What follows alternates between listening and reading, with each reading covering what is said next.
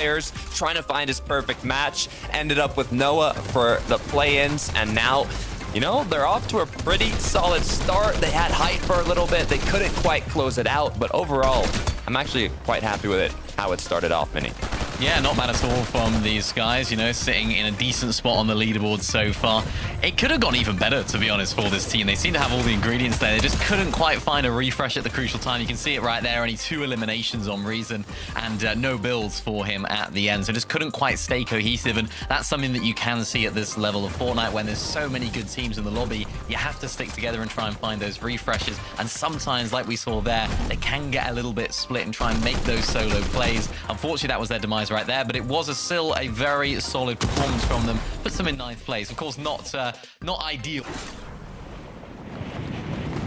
Very quickly, I thought, are some of the players so focused on Net Surge that they're going out to do all the damage they can and they're not really thinking about the refreshes enough at the moment?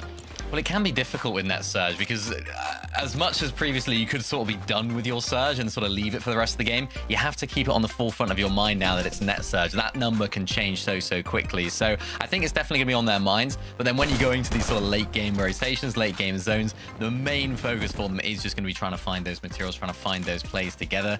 Didn't quite work out for them. They made a really nice sort of dead side rotation, rotating all the way around the storm, which didn't work out, but still not a bad performance.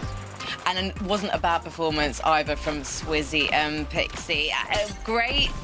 Obviously, we were expecting them to be great, but they were definitely trying to do what they do best, which is control their end game, and they nearly got away with it, Miniminer.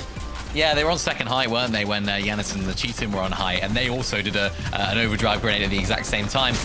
They seem to play it really well. I was watching them, I was thinking, yeah, I think this is going to be a Swizzy Pixie first game win. They were looking solid, they were playing low ground really nicely, finding misplay, I think, here, when someone drops in on him. I think it was around this moment, oh no, a little bit later on, but they made some really nice duo plays to actually find some eliminations. But as I mentioned, just towards the end, it was actually Swizzy that just couldn't quite connect with those shots. I mean, moments like that, Takata, that's exactly what they're all about. And it's actually this right here. Drops in Cheatin, but actually just almost drops in behind him. So it's like you couldn't really get the angle, couldn't switch around quickly enough. And ultimately, that left them down to a solo for Pixie. Again, really not ideal, but not a bad start for these guys, who we had a lot of questions for at the beginning of the day. No, 100%. I mean, Swizzy Pixie have been playing together since the start of the year, so they haven't been switching up teams like a lot of the other duos competing today. And I mean, Swizzy coming from being a global champion, the expectations were high. Both of his teammates from the trio haven't made it, but hopefully in last chance they can make something happen. Either way, I mean, seeing that they have a very strong drop spot, some of the performances in the first 2 Div Cups of this season weren't quite up to expectations, so I'm glad to see them doing well in FNCS. Let's take another look at the leaderboard. Just a reminder for everyone watching now. 10 duos who are going to qualify on consistency, and then the 5 duos who are going to qualify with a victory royale, or as I always call it, a golden ticket. So right now, the only duo to have done that is Cheatin and Yanis, but there are 4 more up for grabs in our remaining games. Dandy Puzo and Werex. Obviously, this is a team we've seen a lot in major finals, but are you surprised, Takata, that they set their stall out so early and dominated the high ground? A little bit. I mean, they're also another team that's kind of on the middle end of the leaderboard in these set lobbies. They got like 14th, 15th-ish in the recent Div Cups, but I didn't really see them as like a game 1 winner type of team. They do have a pretty good drop spot on contested, and I mean, so far, with the way they're playing, I would not be surprised if we see them. A win would be even more enjoyable. Yeah, they kind of took advantage of that Yanis and Swizzy duo sort of shockwaving off the high ground, and then they sort of just looked up and they thought, hang on a sec, it's 10th zone, nobody's on height, why not go up for it ourselves? And I think that's where they really found a lot of success. Ultimately, it'd be interesting to sort of know where they actually ended up falling down. A lot of the time with those sort of high in a position where, oh, we can take it, but maybe it wasn't part of our plans. So for them, they probably weren't set up for height. They probably didn't have all the materials that they needed, and ultimately ended up crumbling away. But a second place on the overall standings for them is really solid so far. They could be really happy with that start. And of course, remember from yesterday, you can qualify through consistency in that top 15 overall on the leaderboard, so it's very doable.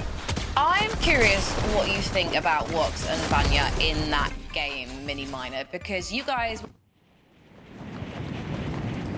strat that they've established, and that normally involves a launch pad rotate, but the zone was so close to them that they didn't actually have to go forward with their normal strat. And I'm wondering if that impacted them.